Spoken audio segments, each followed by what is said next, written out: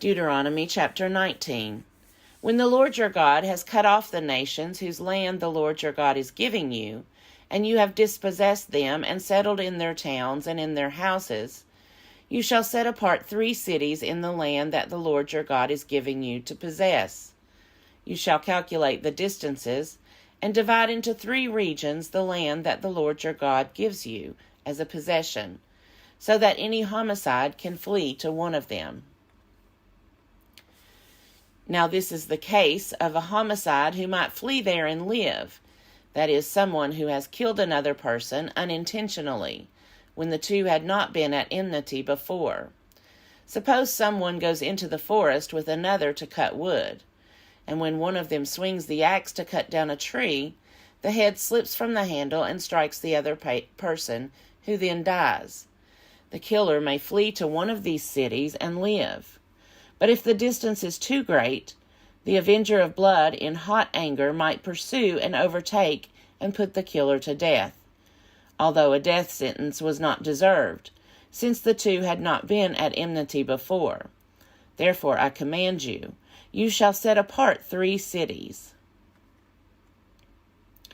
If the Lord your God enlarges your territory, as he swore to your ancestors, and he will give you all the land that he promised your ancestors to give you, provided you diligently observe this entire commandment that I command you today, by loving the Lord your God and walking always in his ways.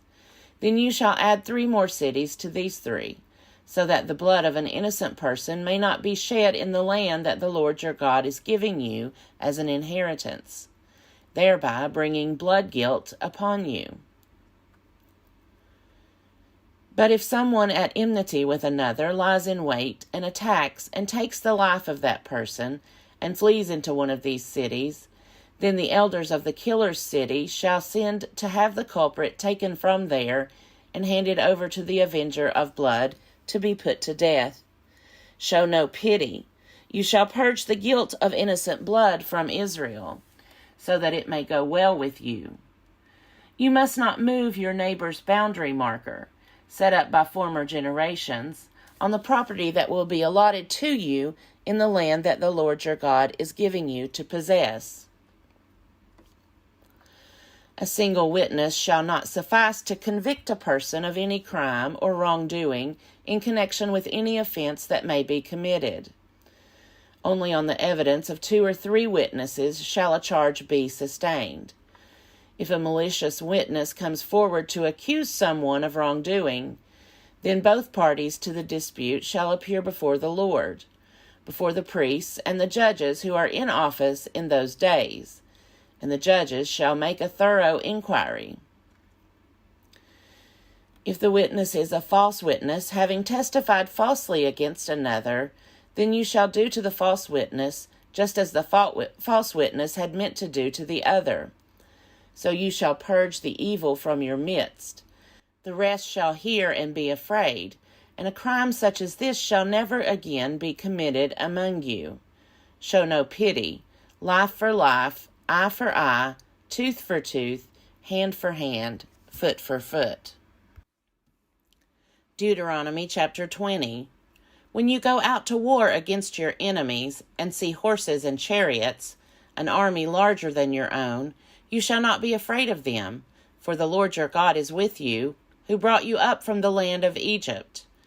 Before you engage in battle, the priest shall come forward and speak to the troops, and shall say to them, Hear, O Israel, today you are drawing near to do battle against your enemies. Do not lose heart, or be afraid, or panic, or be in dread of them. For it is the Lord your God who goes with you, to fight for you against your enemies, to give you victory. Then the officials shall address the troops, saying, Has anyone built a new house, but not dedicated it? He should go back to his house, or he might die in the battle and another dedicate it. Has anyone planted a vineyard, but not yet enjoyed its fruit? He should go back to his house, or he might die in the battle and another be first to enjoy its fruit. Has anyone become engaged to a woman but not yet married her? He should go back to his house, or he might die in the battle and another marry her. The officials shall continue to address the troops, saying, "Is anyone afraid or disheartened? He should go back to his house, or he might cause the heart of his comrades to melt like his own." When the officials have finished addressing the troops, then the commanders shall take charge of them. When you draw near to a town to fight against it, offer it terms of peace. If it accepts your terms of peace and surrenders to you, then all the people in it shall serve you at forced labor. If it does not submit to you peacefully, but makes war against you, then you shall besiege it. And when the Lord your God gives it into your hand, you shall put all its males to the sword. You may, however, take as your booty the women, the children, livestock, and everything else in the town, all its spoil. You may enjoy the spoil of your enemies, which the Lord your God has given you. Thus you shall treat all the towns that are very far from you, which are not towns of the nations here. But as for the towns of these peoples that the Lord your God is giving you as an inheritance, you must not let anything that breathes remain alive. You shall annihilate them, the Hittites and the Amorites, the Canaanites and the Perizzites, the Hivites and the Jebusites, just as the Lord your God has commanded, so that they may not teach you to do all the abhorrent things that they do for their gods, and you thus sin against the Lord your God. If you besiege a town for a long time, making war against it in order to take it, you must not destroy its trees by wielding an axe against them. Although you may take food from them, you must not cut them down. Are trees in the field human beings that they should come under siege from you? You may destroy only the trees that you know do not produce food. You may cut them down for use in building siege works against the town that makes war with you, until it falls. Deuteronomy chapter 21. If, in the land that the Lord your God is giving you to possess, a body is found lying in open country, and it is not known who struck the person down, then your elders and your judges shall come out to measure the distances to the towns that are near the body. The elders of the town nearest the body shall take a heifer that has never been worked, one that has not pulled in the yoke. The elders of that town shall bring the heifer down to a wadi with running water, which is neither plowed nor sown, and shall break the heifer's neck there in the wadi. Then the priests, the sons of Levi, shall come forward, for the Lord your God has chosen them to minister to him and to pronounce blessings in the name of the Lord. And by their decision all cases of dispute and assault shall be settled. All the elders of that town nearest the body shall wash their hands over the heifer whose neck was broken in the wadi. And they shall declare, "Our hands did not shed this blood, nor were we witnesses to it. Absolve, O Lord, your people Israel, whom you redeemed. Do not let the guilt of innocent blood remain in the midst of your people Israel." Then they will be absolved of blood guilt. So you shall purge the guilt of innocent blood from your midst, because you must do what is right in the sight of the Lord.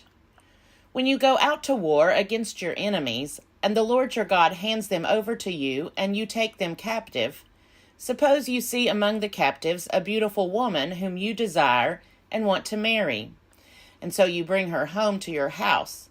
She shall shave her head, pare her nails, discard her captive's garb, and shall remain in your house a full month, mourning for her father and mother. After that you may go in to her and be her husband, and she shall be your wife.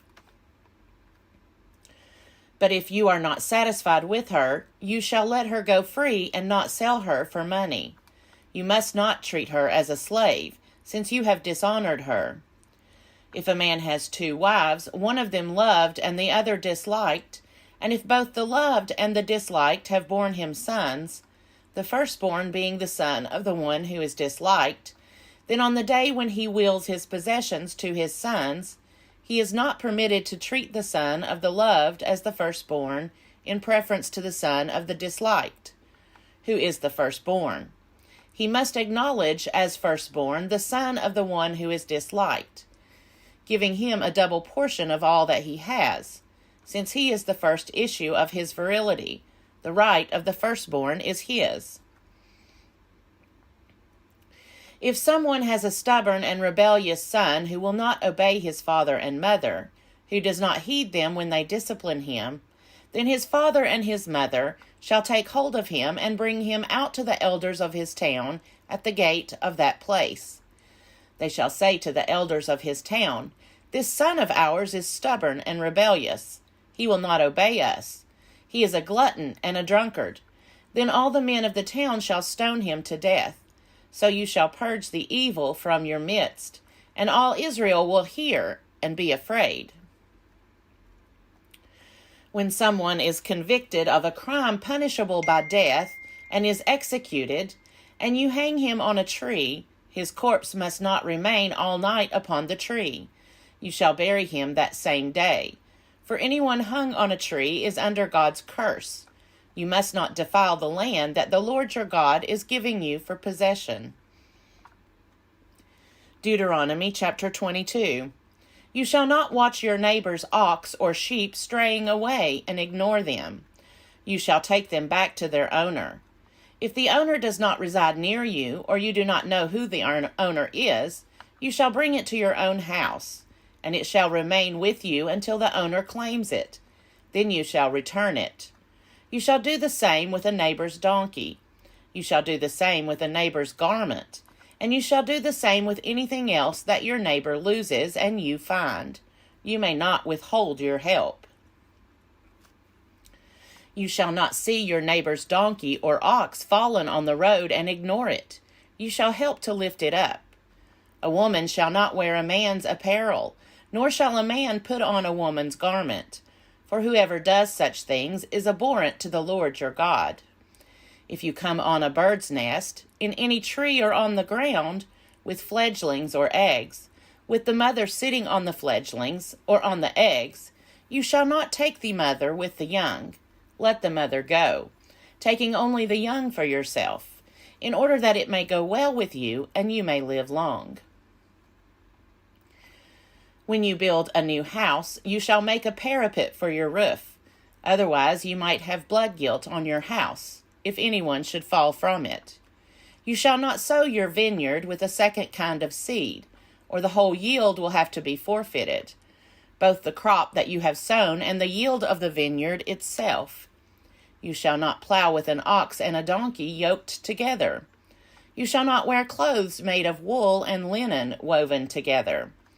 You shall make tassels on the four corners of the cloak with which you cover yourself.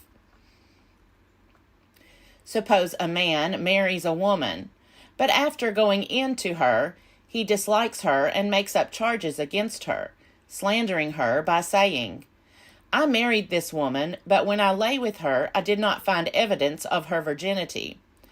The father of the young woman and her mother shall then submit the evidence of the young woman's virginity to the elders of the city at the gate.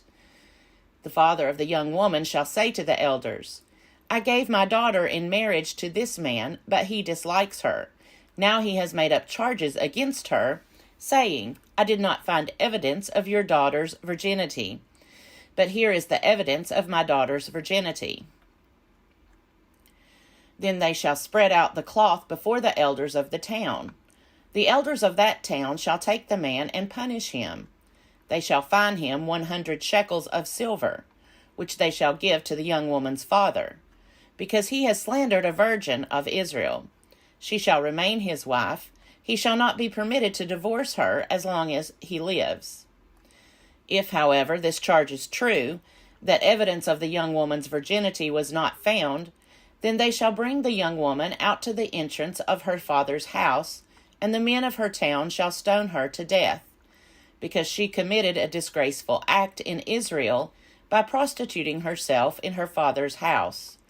So you shall purge the evil from your midst. If a man is caught lying with the wife of another man, both of them shall die, the man who lay with the woman as well as the woman. So you shall purge the evil from Israel. If there is a young woman, a virgin already engaged to be married, and a man meets her in the town and lies with her, you shall bring both of them to the gate of that town and stone them to death. The young woman because she did not cry for help in the town, and the man because he violated his neighbor's wife. So you shall purge the evil from your midst.